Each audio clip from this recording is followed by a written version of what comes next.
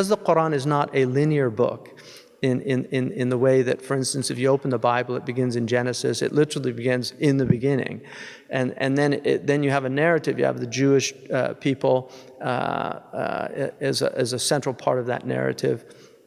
But it begins with the story of humanity, with the first mother and father of all of us, Adam and Hawa. And then it gives you the 5 books of the Tanakh, which is what we call the Torah. And then there's a linear sequence. And then you have the New Testament according to the Christian tradition, which is also a narrative. If you look at it, in fact, some people have pointed out that it actually follows like a traditional Greek play in its sequence. The Qur'an, when the Qur'an was revealed, and we see it as Muslims, we see it as the last testament. It comes as a final testament from Allah, the last dispensation for humanity, and that in our understanding, in our tradition, it abrogates the previous ones. It doesn't negate the truths that are in them, but it says that this is the final testament for humanity.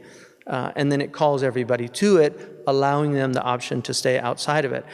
So because it's a nonlinear book, for many people, especially Western people, when they go into it, they find it very confusing. And we find this in Carlyle's, when he did Heroes and Hero Worship in Victorian England. He chose as a hero the Prophet Muhammad ﷺ, which was scandalous at the time because he didn't choose Jesus, for instance. But in there, he talks about how difficult it was for him to read the Qur'an. In other words, it doesn't follow any patterns. Well, that's, I think, partly a testimony to the truth of the Qur'an, that it is not like any other book. Because it is uniquely amongst the revealed books, it is the one that is directly from God. So even Jews and Christians understand that the Bible and the New Testament are inspired works. So they're inspired by God. So there's a wahi, but it's human beings that it's transmitted through them. That's why they find discrepancies and other things in them that don't really bother them from that perspective, because they understand that the scribes can make mistakes and things like that. So they don't have the same understanding that we have, whereas the Qur'an itself comes directly from God to the Prophet ﷺ, and the Prophet is merely a conduit for this revelation. So it's coming through him to us. And in our tradition, the Qur'an, in the Sunni tradition, it's the indications of this that the utterances convey that is eternal with Allah. Now, because it's a non-linear book, and I'll just give you one example of something very fascinating about the Qur'an. The Jews have a lot of stories in their book. It's a very, in fact, the Bible is read as literature now. There are many people that will read the Bible as literature, not even believing that it's a revelation, but it's a fascinating book with great stories.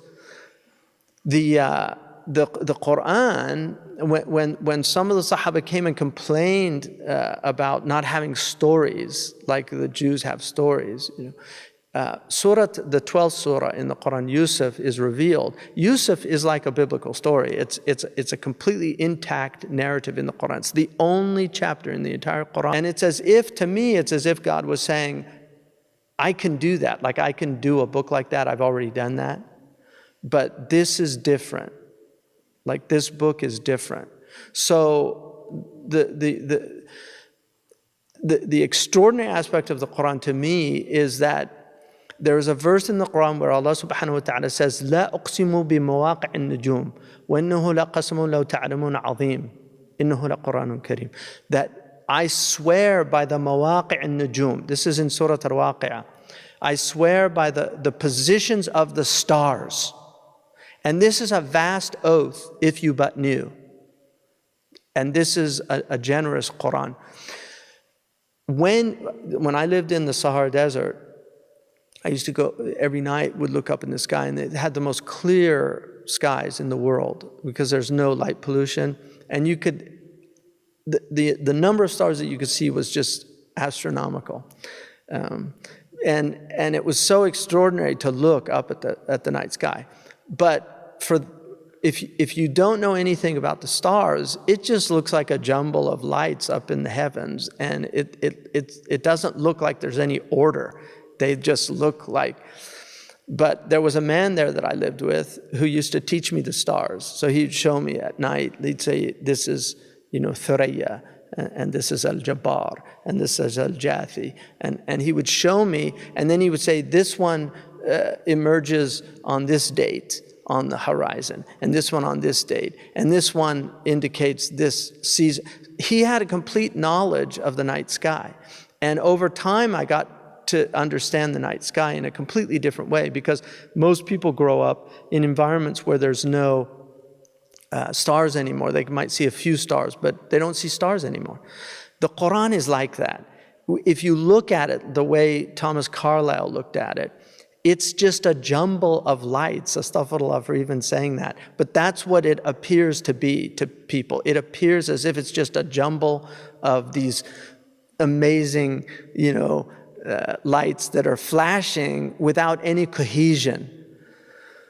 But if you have the time, the patience, and the wherewithal to study the book, you will begin to see these incredibly deep patterns in the book. So it's very much the opposite of in the Western tradition, where books have an outward cohesion, but as you begin to study them deeper, they often fall apart. This is what deconstruction is all about. And the Quran is the opposite. Outwardly, it looks like it doesn't have a cohesion, but the deeper you study it, the more clear the order comes.